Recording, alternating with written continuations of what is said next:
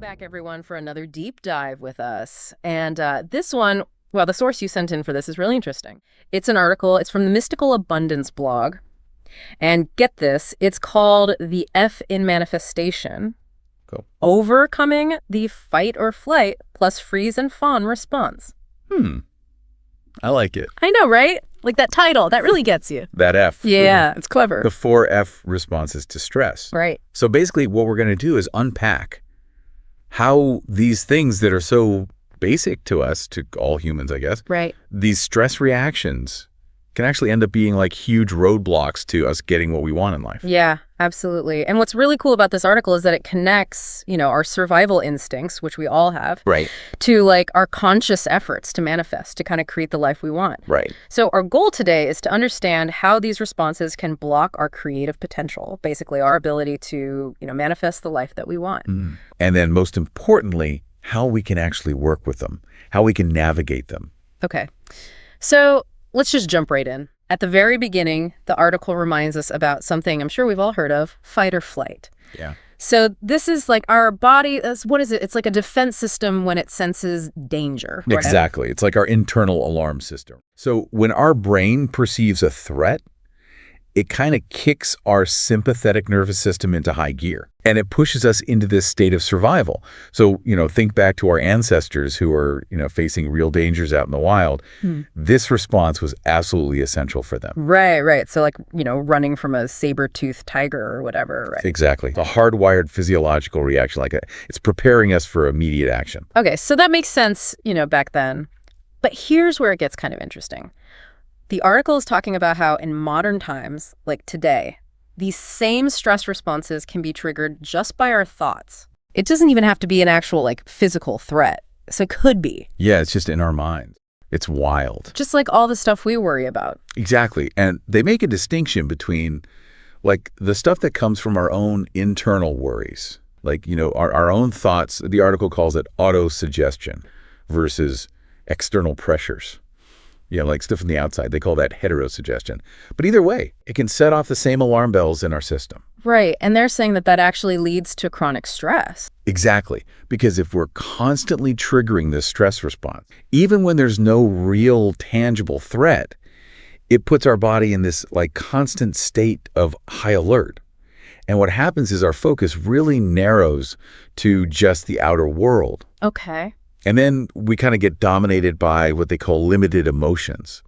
So you think about things like ingratitude, indifference, despair, apathy, discouragement, feeling a sense of lack, feeling unworthy, all these things that don't really help us in manifesting. Not really the mindset we want. No. And the key insight here is that these emotions, when we focus on them, they actually become like magnets. And they attract more of what we don't want. Okay, so it's like if you're focusing on the bad stuff, then that's what you're going to get more of. Exactly.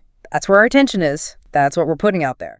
Right. And so that's what we're going to get back. So it sounds like if you're in survival mode, then you are completely focused on everything that's wrong or everything that you don't have. Yes.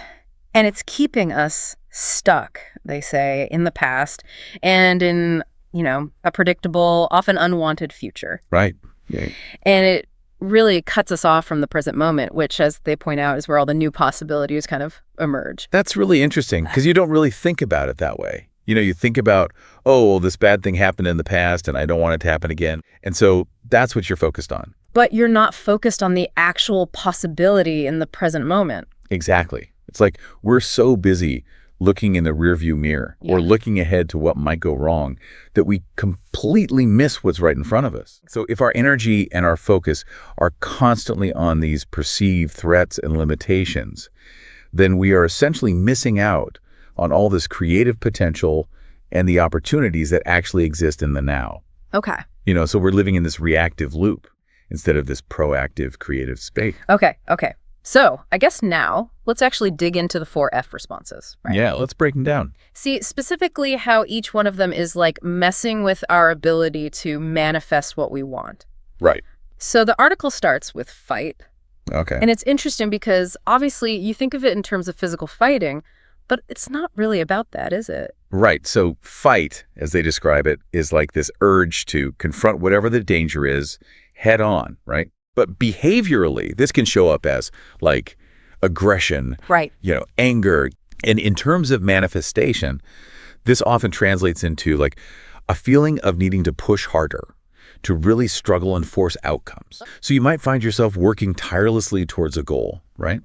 But you're driven by anxiety. You're driven by this belief that the only way to get there is through sheer willpower. Right, right. And that, I've got to just muscle my way through this. But the real insight here is that feeling, that need to force things, it actually comes from a place of lack. Okay. It's coming from that fear that there's not enough. Right. Which is the exact opposite of the abundance we're trying to manifest. Right. It's like this self-sabotaging cycle. Yeah. So it's almost like you're trying to wrestle the universe into giving you what you want. Exactly. Yeah, yeah. And you're fueled by anxiety. Right. Like you said, even if you achieve something through that forceful energy, it's probably not coming from a place of ease and flow. Right. And the article specifically said that it comes from fear, from scarcity, lack. Right. Which disrupts the natural flow of abundance. Exactly. And you know what? It makes so much sense because if you're fighting for something, you're basically acknowledging that you don't have it. Yeah. Your focus is on the absence of it. Yeah, yeah. And that's just going to bring you more lack. Yeah, exactly. Okay, so what about flight? Okay.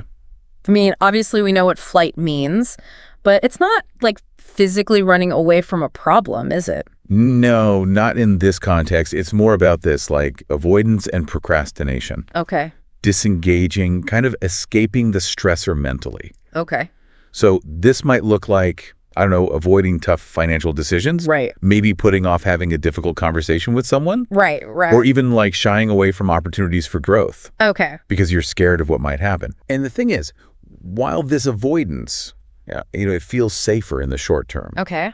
It actually prevents us from taking those necessary steps towards our desires. Okay. And it reinforces feelings of inadequacy. Right. It's like burying your head in the sand and just hoping the problem will magically disappear. Yeah, pretty much. And the article says, the more we avoid those challenges, the more we reinforce those feelings that we're not good enough or that we don't have what it takes. It's just a vicious cycle. It really is. It is.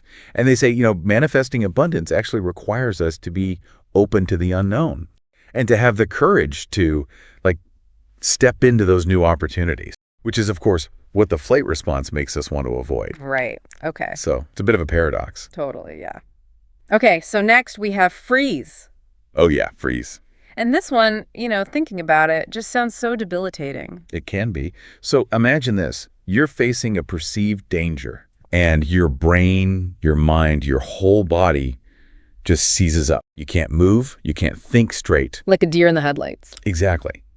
And when it comes to manifestation, this often shows up as procrastination. Okay. You might feel overwhelmed, like you just can't make a decision. Okay. And you might even have amazing ideas, right? Yeah. You might even know what steps to take, but you just feel stuck. Okay. Completely paralyzed. And that's the key here, right? This state of paralysis. Okay. It prevents us from taking any action. Okay. Which means that we're essentially blocking any potential for new opportunities or those desired outcomes to come to fruition. Right. So it's like you're completely paralyzed by fear or uncertainty or something. Exactly. And the article actually gives the specific example of neglecting your finances or not taking any action when you see a great opportunity to grow because it just feels too scary. Yeah, it's too overwhelming. Yeah. And just like with the flight response, the more we freeze, the more we reinforce those feelings of inadequacy, those feelings of lack. So you're basically confirming those beliefs. Exactly. It's like we're telling ourselves, see, I can't do it. Yeah, I'm not good enough. I'm not capable. It's too hard. Yeah, exactly. And it's keeping us from taking those steps towards our goals. Right. Because we're too afraid to move. And then there's the last F, which is fawn. And this one is really interesting because it's about seeking safety through connection. Right. So fawn is all about people pleasing. It's about trying to appease other people to avoid conflict. Okay. So this might look like, constantly saying yes to requests, even if it means you're stretching yourself way too thin, or maybe you're neglecting your own priorities. And the key insight here is that by focusing so much on external validation and neglecting our own needs, we disconnect from our own inner guidance and from the things that we actually desire. So you're so busy trying to keep everybody else happy and getting that validation from outside yourself Right. that you completely forget about what you actually want. Exactly. And you lose touch with what truly feels good for you. Right. And the article even specifically points out how this, like, you disconnect from the peace, Yes. the clarity, Yeah. and the energy that you need to actually create what you want. Exactly. It creates this imbalance where you're constantly giving, Okay. but you're blocking yourself from receiving. And they say that actually leads to feelings of unworthiness. Absolutely. Because when we're constantly putting others' needs before our own, we're sending this message to ourselves that we're not as important. And that can make it really hard to attract the things that we truly want. It makes so much sense. Okay. So we've gone through these 4 F responses, and it's pretty clear how each one of them really blocks us from manifesting what we want. Absolutely. They keep us trapped in that survival mode, which, as we've seen, is not very conducive to creating the life we desire. Right. So I guess the question is, how do we break free from that? The article talks about shifting to elevated emotion. Right. That's the key, the shift. So the article...